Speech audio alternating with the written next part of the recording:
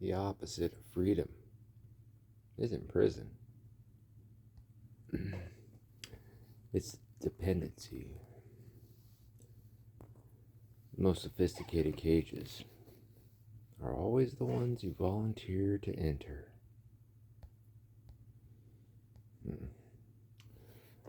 People have asked me why I became so interested in operant conditioning, behaviorism first, science before that, and then neuroscience lately. Addiction recovery, healing modalities, spirituality, persuasion. Well, the answer is simple. I wanted to understand why human beings repeatedly surrender their agency while believing they're becoming freer. This is not a story about one person. It isn't about one group. It's about a pattern. And patterns are older than any person or organization. Years ago, I was rebuilding my life. Recovery wasn't just about stopping one substance or a bunch of substances. It meant rebuilding the nervous system itself.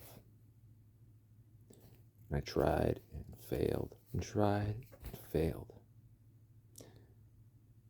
Every habit, every quote-unquote failure or success, every reward, every expectation, every shortcut my brain had learned.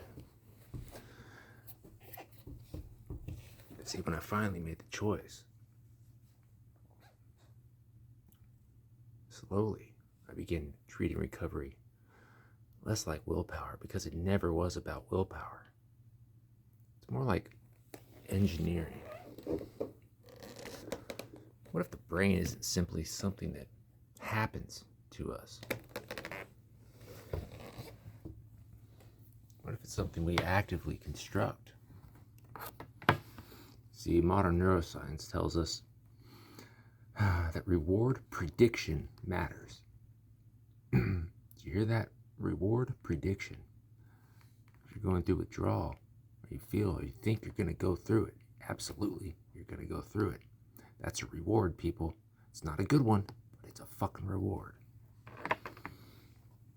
However, that's expected. You could call that a fixed interval, a fixed ratio schedule of reinforcement. Something called intermittent reinforcement. And it's extraordinarily compelling. Habits become encoded through repetition. The basal ganglia. I said it yesterday. That stupid phrase that came to my head. Have you asked your basal ganglia how it's doing today? Of course you haven't. I never have. So these expectations, they shape perception. This is not mystical mumbo jumbo. They're well-studied features of learning and behavior. Things I've spent years studying and implementing in my work and in my life. And so I saw the cage and I realized everything but the neuroscience changed it all. Changed it all. And see, once I'd seen all the mechanisms, the cage, the conditioning, the neuroscience, the dark psychology tactics of these groups, you start seeing it everywhere. Not just in advertising or on social media, but in any environment that promises certainty, belonging, transformation, or secret knowledge of some kind. Make you feel fucking special. You're not. They're not. And here, something unexpected happened to me. I encountered a community that spoke the language I wanted to hear. transformation, purpose, meaning, connection, soul family, twin flame. Who doesn't want to hear that shit? You know, some of it I was like, okay, that's kind of weird, whatever. I saw a valuable skill in all of that fucking weirdness. There's something there. I didn't know what the fuck it was.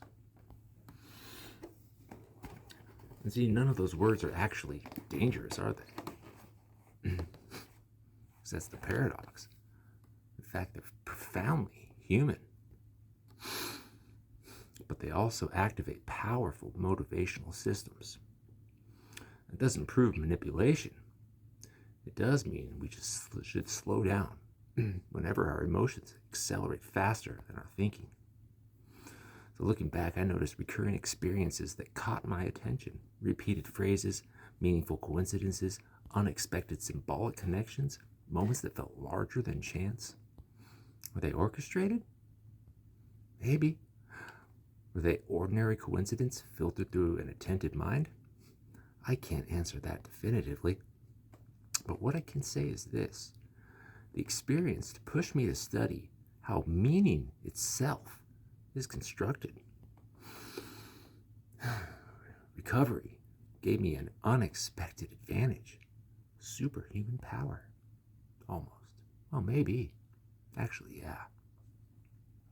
Instead of chasing emotional highs, I was deliberately at this point building a steadier baseline. But the addiction itself was lowering the threshold, doing something, the basal ganglia, the reward center, the reinforcement of basic tasks that lose all meaning when you're a drug addict, because the drug hijacks that system. So when you, as the addict, decide to fix it and bring it back online, you get to decide the new baseline. That's superhuman, isn't it? So, long story short, nutrition, but also the opposite. Here's the thing. It's this oscillation that induces this and keeps the baseline ever expanding. So I could eat cereal, Captain's a Crunch, by the pound a day. Sugar in my coffee, like it was going out of style. And then a switch. Nutrition, gut health, sleep, routine, personal reflection. A slower nervous system still operating on the Vyvanse protocol. That doesn't speed up the system. That filters out the garbage, the trauma. It makes you think clearer. The coffee does the same thing.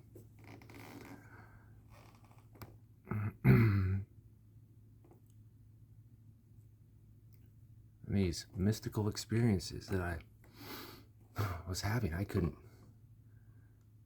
tell if it was the spiritual on the outside of me or if it was inside of me, and my neurochemistry, my biology, actually being able to pick up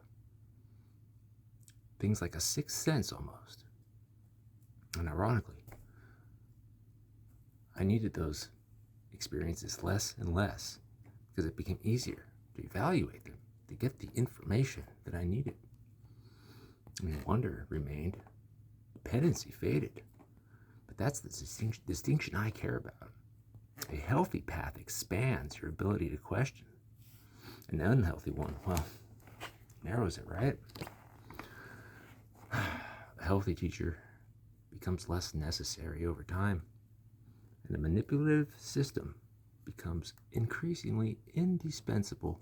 But the difference is subtle, but it's definitely observable. This channel isn't here to tell you what to believe. It's here to ask better questions. How does reward shape belief? What do habits, or how do habits, and what habits become identities? Where does healthy community and dependency begin? And most importantly, how do we become architects instead of blueprints? The basement is not only a metaphor, it's fucking real. The rat is not only a symbol, the rat is real. The cracked glass or the cracked bulb, not an invitation. It is us, it's you, it's me. The invitation, not to follow me, not to follow anybody, but to build a nervous system capable of deciding for itself, your nervous system deciding for yourself, not someone else's nervous system dictating the terms for you. If you've ever questioned a story you were told, if you've ever rebuilt yourself from the inside out and the ground up, and welcome. We're building something different here. One observation at a time, one receipt at a time, one question at a time. The machine is not the enemy, neither is the myth. The challenge is learning which one is actually speaking to you. So become the architect, not the blueprint. That's the intro. Peace out.